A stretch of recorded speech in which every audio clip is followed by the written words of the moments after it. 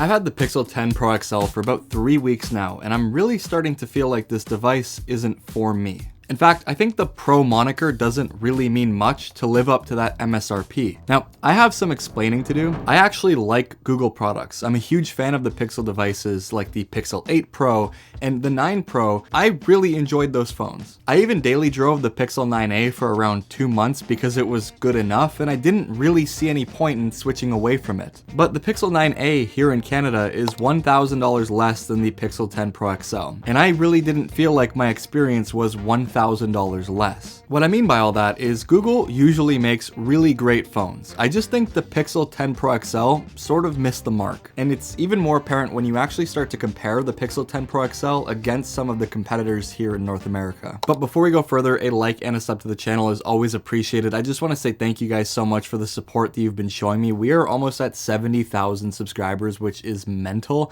and I really can't thank you all enough. Anyways, Google did some good things. They doubled down on their design, they put in a fantastic bright display, they've included the Pixel Snap magnets, which is essentially MagSafe from the iPhone. The problem is that more is all minor improvements. It has UFS 4.0 storage finally, they've improved the speakers, they've increased the battery size, and they also added some new Gemini features. And with the Pixel 10 Pro, Google's actually made the jump to the Tensor G5. All of that sounds like a lot until you actually use the Pixel 10 Pro XL. As someone that used the 9 Pro a lot, yeah, I'm gonna notice some of these changes, but whether I would upgrade my phone based on those changes is a completely different story. In fact, there's actually quite a handful of things that are starting to push me away from the Pixel 10 Pro XL, and a lot of that is due to what Google didn't do with this phone. I want to be very clear, this is not like a review, this is just coming from my experience with the phone. However, I want to stress that my experience with this phone is going to be very different from some of you guys. Lately, there's been a lot of features in phones that I've found that are valuable to me and what I actually do. And one of those features that's missing on the Pixel 10 Pro XL is the ability to shoot in log. I shoot all of my videos in S-Log 3 on a Sony a7C II. This gives me the ability to be a lot more flexible. If the color's off or the exposure or the image is looking a little lifeless, I can actually go in and tweak those settings because of that flat log format that this camera shoots in. Now, this is something that Apple added in the iPhone 15 Pro, it's been on the iPhone 16 Pro, and Samsung actually included log on the entire S25 lineup, including the Galaxy Edge, on top of the Fold and Flip 7. I really don't think that it's like an insane feature to ask for, and if I'm being completely honest, I actually expected Google to put this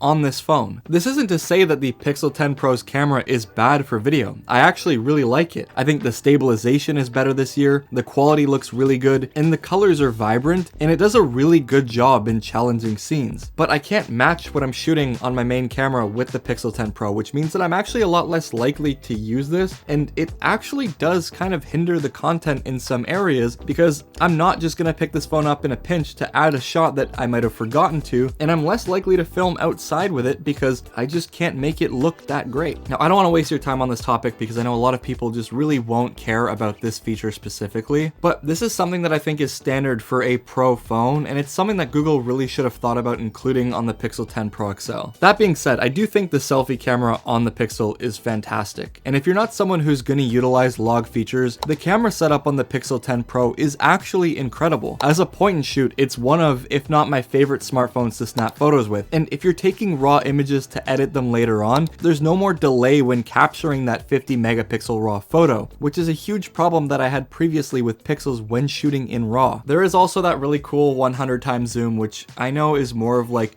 a gimmick than it is an actual useful feature, but it's kind of insane having this like AI accelerated reach that I can take a photo from basically across my entire neighborhood and still end up with an image that is actually usable. And so that's the thing, is like in a lot of areas where the Pixel jumps ahead, there are places where it does actually pull behind a little bit. Like, take this for example. The XL is a large phone as it is, but Google made the 10 Pro XL a little heavier. And I'm assuming this is because of the addition of the magnets for Pixel Snap and the slightly larger battery, but even with my favorite case, the Ghost case from Dbrand, it does feel a lot more substantial in the hand. And when caseless, the Pixel 10 Pro XL feels a lot more substantial in the hand than something like the S25 Ultra, which is a phone that I've already complained about being a little too big. Not to mention, you have the larger bezels on the Pixel with the larger camera hole punch cutout, and it does just make the Pixel 10 Pro XL feel somewhat dated. And briefly, if I could just actually go back to the whole Pixel Snap thing quickly, this magnet is not very strong. I actually can't even close this Torras keyring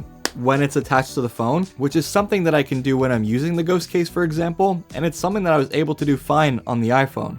That being said, I do think there's a lot of cases where Google makes up with a lot of the hardware shortcomings, and that's in its software. Google's new Material 3 Expressive is really nice. It's probably the nicest version of Android, and I like just how simple it is without it feeling super limited. You can basically change your entire UI's color scheme if you're into that sort of thing, and I'm overall just a really big fan of how smooth and snappy it is to use. But some of Pixel's best features that Google's rolled out on Pixel devices like Gemini aren't even exclusive to the Pixel anymore. And a lot of features that they've announced at their event, like Camera Coach, are features that I really don't think anyone is gonna actually use. I do think it's quite odd that Google would build such an incredible tool like Gemini, Circle to Search, and all of these AI photo editing features in the Google Photos app and just give it away to companies like Samsung. There's actually quite a handful of rumors now that Google is gonna be bringing Gemini to the iPhone inside of Siri instead of using ChatGPT. I can't hate on that. I think that's actually insane. I don't think Apple Intelligence is useful at all, so it would be a nice upgrade, but that just goes to show you that what makes the Pixel special isn't even really like a Pixel feature anymore. And as far as Google goes with some of these exclusive, at least as of right now, features to the Pixel, I do think they'll be trickled down into other devices, and one of those is Magic Queue. I think the idea of Magic Queue is nice. The fact that your phone knows what you're gonna do and helps you do it is actually kind of cool. It's something that I really feel like could actually be genuinely useful to me, but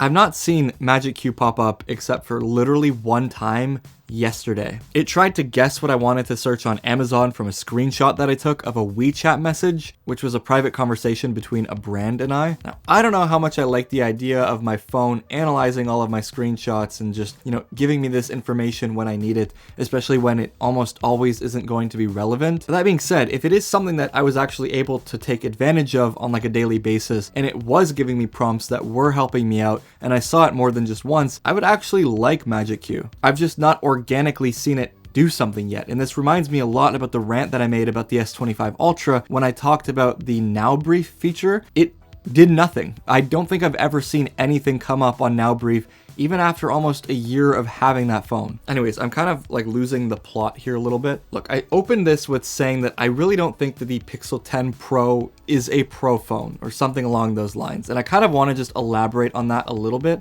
You know how I said the 9A was a solid experience and it was $1,000 less? I just feel like the Pixel 10 Pro XL isn't a cut above. Obviously it is. It's better built, it's better feeling, it has much higher end components. That doesn't really translate much to its usage. The Tensor G5 in here is better, but it's not a generational leap above the G4, and it is very behind what Apple and Samsung are doing. The display is brighter than last year, but it's not the brightest or the highest resolution. It also doesn't have an anti-reflective panel, which does feel like a downgrade coming from devices like the S25 Ultra. And while the speakers are better, it's still not really a competition with something like the iPhone. But when I think of what a pro phone is, I think of something that could be utilized as a tool. Apple does a very good job at making pro mean something. When they show off features like their log video, they show how it can be used in professional settings. The iPhone has been used to make movies, and Samsung with the S25 Ultra has features like the S Pen. It has Samsung DeX, and when it comes to performance, if you're someone that likes to play higher end games on your phone, they will run it better and it will ultimately be a better experience. So I'm not saying that the Pixel 10 Pro XL is a really bad phone.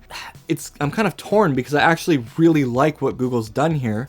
I don't think that it's in the right bracket in terms of the price point for the value that it actually gives you as a consumer. One thing that's impressed me on the Pixel 10 Pro XL though is the battery life. I actually took a screenshot while I was writing this and it said 5 hours and 25 minutes of screen on time since my last charge while I was at 68%. This is a major shift from when I used the phone before launch and was getting pretty mediocre battery life, but the fact the battery is a non-issue now and is actually incredible is really good. I just feel like typically with Pixels, there's always something unique about them. There's always something that makes them really interesting and fun, and it makes it a good choice over other brands. But with the Pixel 10 Pro XL, I really don't feel like it carries any of that anymore. Yeah, it's still a Pixel, you still have the Pixel identity, but this doesn't really feel like a cut above anything on the market. Anyways though, thank you for watching this one. If you enjoyed this video, a like and a sub to the channel is always appreciated. And before you go, if you could drop a turtle emoji down in the comments below so I know who the real ones are, I'd really appreciate it. Anyways, peace out.